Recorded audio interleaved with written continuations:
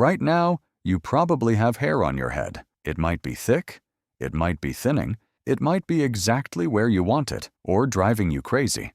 But here's what you don't think about. The fact that you have hair on your head at all is actually proof that something went deeply, fundamentally wrong in your body's engineering. Every other mammal on this planet figured out how to keep their fur throughout their entire lives.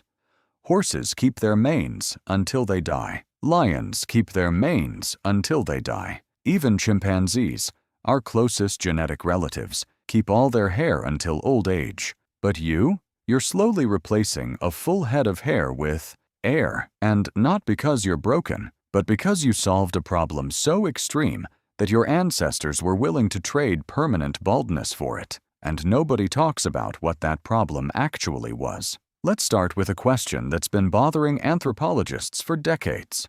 Why did humans lose their fur in the first place? The popular answer is always the same.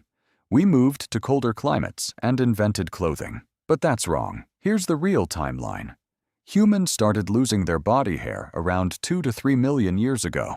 We're talking about Homo erectus, standing on the African savanna in 40-degree heat, looking nothing like modern humans yet. There were no clothes, there were no jackets, there was no technology to keep you warm. So why would evolution remove insulation right when you'd need it most? The answer is heat, but not the kind you think. Evolution doesn't care about comfort. It cares about one thing. Can you survive long enough to make babies? And there's a very specific hunting strategy that changed everything. Around 2 million years ago, your ancestors invented something that no other predator had perfected before. Persistence hunting. You didn't ambush prey like lions do. You didn't rely on speed like cheetahs do. You followed an animal for hours, under direct sunlight. While it got hotter and hotter, a gazelle can run for 20 minutes at top speed, and then it overheats. Its body temperature climbs. Its muscles lock. It stops. You keep going because you can sweat, and most animals can't. Sweating is the most efficient cooling system evolution ever invented. Water evaporates off your skin and takes heat with it. But here's the problem. If you're covered in fur, sweat can't evaporate. It just sits there. It gets trapped. The fur that was supposed to keep you warm is now making you hotter. A fur-covered animal chasing prey in the African sun doesn't last long. But a mostly hairless animal? That animal can keep running. That animal can track a prey item across 20 miles of open ground while the prey animal's body is literally shutting down from heat. That animal gets the meal. That animal survives. That animal's genes get passed on. So for hundreds of thousands of years, natural selection kept removing hair from the human body. But here's where it gets interesting. Hair didn't disappear everywhere equally. If hair loss was purely about cooling efficiency, you'd expect hair to disappear from your entire body at the same rate, but it didn't. Your legs are almost completely hairless. Your arms are almost completely hairless. Your back is surprisingly hairless, given that most mammals have thick fur there. But your head stayed covered in hair. That's the question nobody asks. Why? If the problem was heat, and the solution was less hair, then why is your head still a thick tangle of hair while the rest of your body is basically exposed? The popular answer is simple. You need head hair to protect from the sun. Except that doesn't make sense. Hair on your head lets UV radiation right through. It's not a shield. It's a warning sign of a problem. So there has to be another reason. And here's where it gets genuinely strange. Your head hair doesn't actually help with cooling. In fact, it makes things worse. Hair traps heat. It insulates your scalp. It reduces heat loss. So if your entire body lost hair to improve cooling, why did your head keep it? Evolution doesn't make mistakes like that. If head hair was useless, it would have disappeared like everything else. But it didn't. It stayed. Which means your head hair must be solving a problem that cooling alone doesn't explain. And the answer has to do with something you probably don't think about: salt. When you sweat, you're not just losing water, you're losing minerals: sodium, potassium, magnesium. These minerals are crucial. Your nerves need them. Your muscles need them. Your heart needs them. Lose too much salt, and your body starts to fail. Even if you have plenty of water, When your ancestors were persistence hunting in the African heat for hours, they were sweating out enormous amounts of salt, and your body had to solve a problem. How do you cool down through sweating without dying from salt loss? The answer is deceptively simple. Hair on your head catches your sweat before it falls off your body. Your scalp hair acts as a wick. It slows down the water evaporation slightly, giving your skin more time to reabsorb some of the minerals your body needs to survive. It's not a perfect system, but it's better than the alternative. A hairless head would mean rapid sweat loss and rapid mineral loss. The head hair keeps you alive just a little bit longer on a hunt. That might sound like a small advantage, but in evolution, small advantages compound across millions of bodies and thousands of generations. Your head hair stayed because it kept your ancestors alive. But here's the part that connects to why you go bald. Your hair wasn't designed to stay forever. It was designed to do one specific job: keep you alive while hunting in extreme heat.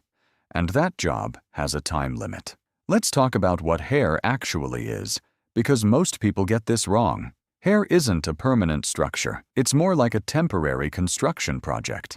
Your body grows a hair from a follicle. The hair grows for a few years.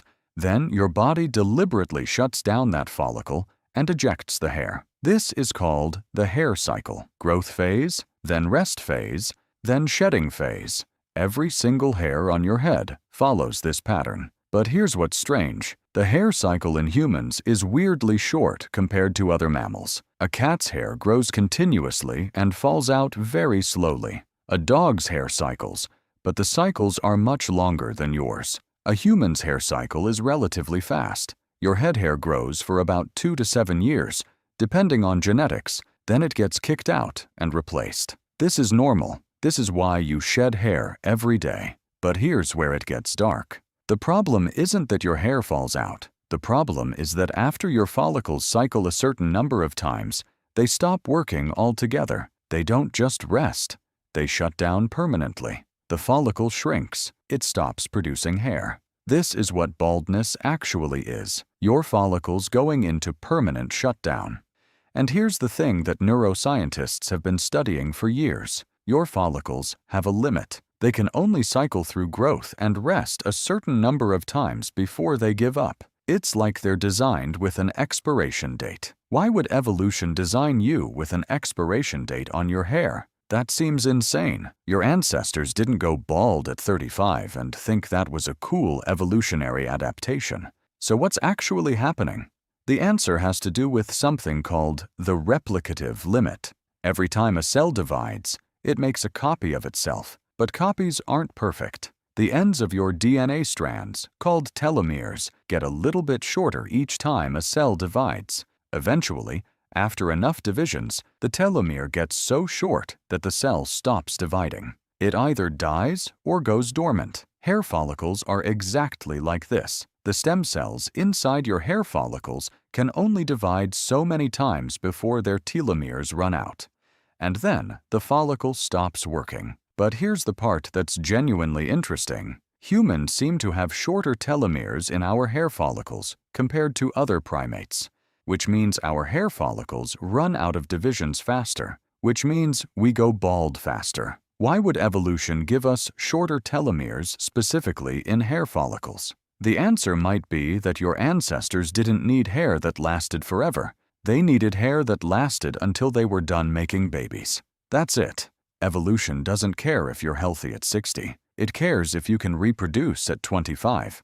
If you can survive long enough to have kids, and your kids can survive long enough to have kids, then you've won the evolutionary game. Everything else is bonus. So your hair follicles were designed to last about 30 to 50 years of active cycling. That gets you through reproductive years and into early middle age. After that, your body starts to shut down functions it doesn't need to maintain. Hair is not a function your body needs after reproduction, so your follicles start failing. But that's just part of the story, because here's what's genuinely messed up. Your body doesn't just let follicles fail randomly. It actively attacks them. When your hair starts to thin, it's not just age. It's not just genetics, although those are factors. It's your immune system deliberately targeting your hair follicles and destroying them. This is called androgenetic alopecia, or male pattern baldness, and it's an autoimmune response that your body is choosing to do. Here's how it works. Inside your body, you have something called DHT, dihydrotestosterone. It's a hormone that's derived from testosterone. If you have the genetic markers for sensitivity to DHT, then when DHT binds to receptors on your hair follicles, something specific happens. Your immune system learns to recognize those follicles as a threat. It attacks them. It treats your own hair like an invading virus, which is absolutely bizarre because hair is yours. It's part of your body. But your immune system has been programmed to see hair follicles that are being stimulated by DHT as something that needs to be destroyed. Why would evolution program your immune system to attack your own hair? The answer is probably that it didn't. Not directly. Here's what probably happened. A long time ago, high DHT levels were actually a signal of something important. DHT doesn't just affect hair, it affects your entire body. High DHT levels are associated with reproductive maturity in males. Specifically, they're associated with the development of secondary sex characteristics and with the ability to reproduce. So for a very long time, high DHT was actually a survival signal. It meant this person can reproduce. Your immune system might have evolved to recognize DHT-triggered hair follicles as a signal that this body is past its reproductive prime and should start shutting down non-essential systems. In females, DHT levels are much lower, so the immune response is less aggressive, which is why women tend to keep more head hair longer. But in males, the signal is strong, and the immune response is clear. Destroy the hair. Make space for something more important. But here's what's genuinely fascinating. Baldness itself might have actually been selected for evolutionarily. Let me explain. A bald head is more efficient at cooling than a hair-covered head. It loses more heat. It radiates heat better. If you're an older male in an African environment, and you're in competition with younger males for resources, a bald head might actually be an advantage. You can dissipate heat better. You can run longer distances. You can hunt more effectively. Baldness might have been a signal. This male is strong enough to hunt effectively, even without the head hair that younger males need. That's not proven, but it's plausible. And it would explain why baldness is so specific to humans and why it shows up so consistently across populations.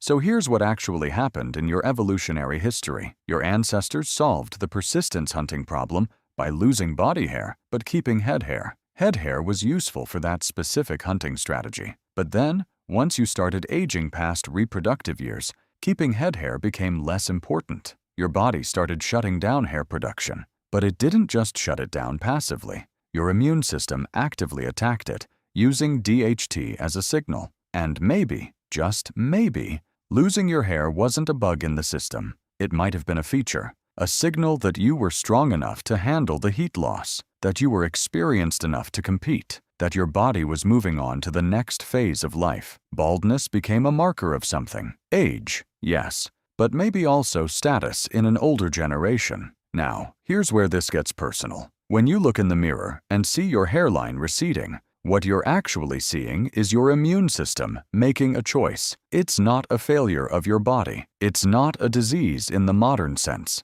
It's your body running a program that was installed hundreds of thousands of years ago. A program that made sense when humans were persistence hunters in Africa. A program that kept your ancestors alive.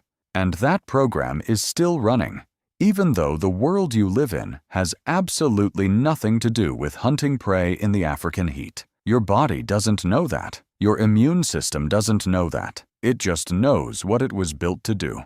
Keep you alive long enough to reproduce. After that, shed the unnecessary hardware. Here's the thing that most people get wrong about baldness. They think it's a sign of weakness or disease, but it's actually the opposite. Baldness is evidence that your body went through the complete survival program. You made it to reproductive age. You had the genetic markers to survive the initial program. Your body aged and moved through the phases. Your hair isn't falling out because you're sick. It's falling out because you completed the mission your body was designed for. Everything after that is extra. And maybe that's worth thinking about, not as a tragedy, but as proof that the system worked. Your ancestors survived long enough to build you. Your body is still running their program. And when your hair starts to thin, it's just your body's way of saying, mission accomplished, time for the next phase. But here's what's fascinating. Other animals don't experience this because they don't need to. A lion doesn't go bald because lions don't use persistence hunting as their primary hunting strategy. They use ambush and speed. They need their mane forever because the mane serves a different purpose. It's not about cooling, it's about dominance. A chimpanzee doesn't go bald because chimps don't have the specific DHT sensitivity that humans do. Their immune systems don't attack their follicles the same way. Only humans have this specific combination of factors. Only humans went through this specific evolutionary journey. Only humans solved the persistence hunting problem in this exact way. And the proof is written on your head. When you walk past a mirror tomorrow and notice your hair, remember this.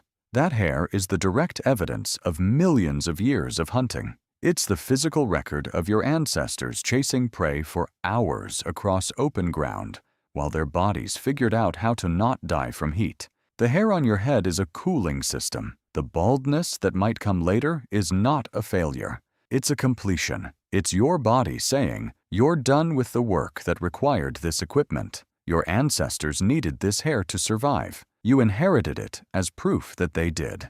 And one day, when you lose it, you're not losing yourself. You're just making space for the next generation to use the same system, to run the same program, to survive the same ancient mission, to pass it on to their children and their children's children, forever.